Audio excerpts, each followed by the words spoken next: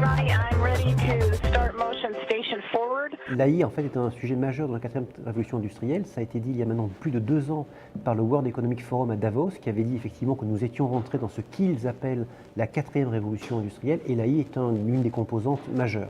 Mais finalement, l'AI, c'est un sujet qui est très à la mode aujourd'hui, c'est un petit peu un buzzword, donc il faut aussi être méfiant sur qu'est-ce que couvre l'AI, qu'est-ce qu'elle ne couvre pas.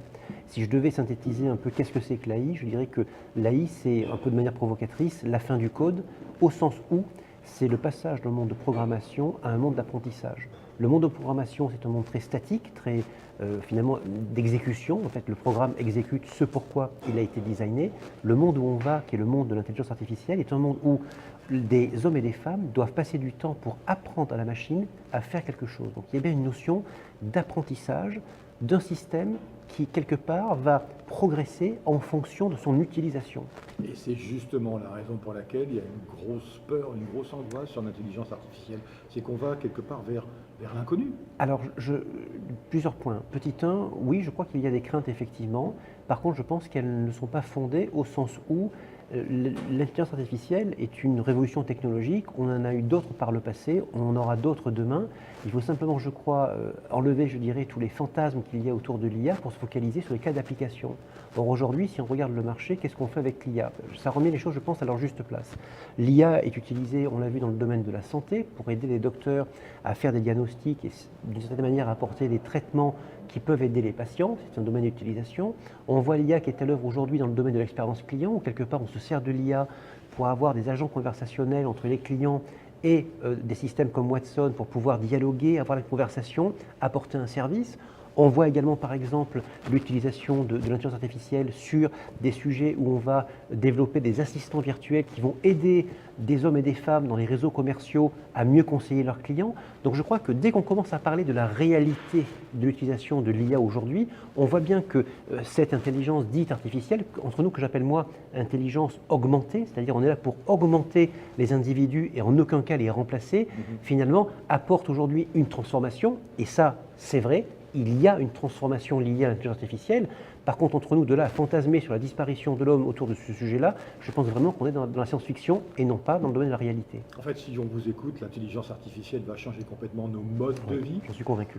Et nos modes de pensée aussi? Je pense que l'intelligence artificielle va transformer l'ensemble des jobs qui sont autour de nous. Et ça, je pense, c'est une réalité. Et je pense que ça va prendre du temps, ça va être progressif. Ce n'est pas une violence, ce n'est pas un jour noir, ce n'est pas demain matin. Par contre, il est vrai qu'il est grand temps de s'approprier ce sujet, d'en comprendre les capacités, mais aussi les incapacités, parce que ça ne fait pas tout, l'IA ne fait pas tout. Et de cette compréhension, on peut se l'approprier et on peut finalement la maîtriser.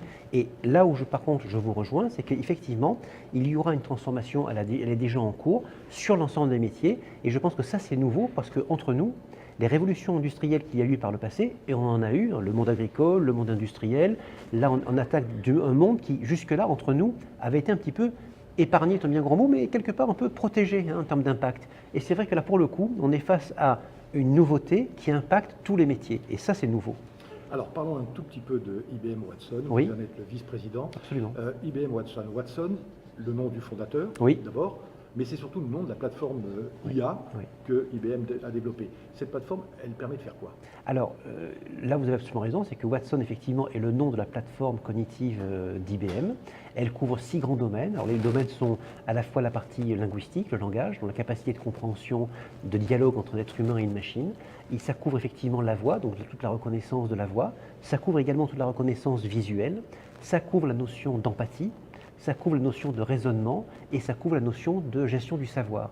Et ces 6 grands domaines que je viens très rapidement d'illustrer, derrière chacun de ces domaines, vous avez en fait des services cognitifs qui sont mis à disposition de cette plateforme et qui sont utilisés par nos clients pour pouvoir développer leurs projets d'intelligence artificielle. Mais surtout, comme vous l'avez dit à juste raison en préambule de notre discussion, l'IA c'est une composante des projets de transformation, ça n'en est pas l'alpha et l'oméga, mais clairement c'est une composante de transformation extrêmement importante qui aujourd'hui est utilisé par nos grands clients.